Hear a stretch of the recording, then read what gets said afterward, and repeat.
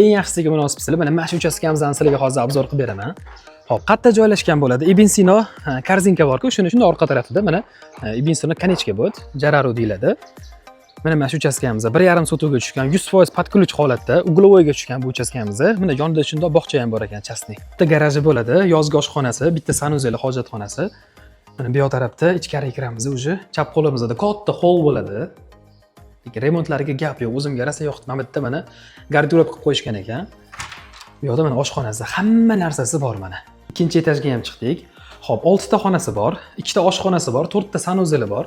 Mana shu zinani atilabdan qoldirdim. Uy egasiga yoqqan rangga bo'yab beraman. Hamma har xil rang xohlaydi dedilar. Mana mashxonasi zo'r ekan, qaranglar. Oynalarni ham zo'r qilishibdi, pastgacha tushirib. Bulari katta-katta zal ekan. Bu yoq tarafda chiroyli spanni qilib qo'yishibdi. Qaranglar, hammasi har xil qilib qilingan. Spaniyalarni oila a'zolari kim xohlasa, o'ziga mos, o'ziga yoqqan rangdagi xonaga ko'chib o'tishi mumkin. Bunisini ichida o'zini sanuzeli ham bor ekan. Telegramga o'tib rasmlarini tomosha qilsanglar, mazza qilasizlar. O'zingiz storyamda belgilagan narxlarga obzor qildim. Mana shu uchastkamiz. Shirin bo'pti, shuni qaranglar.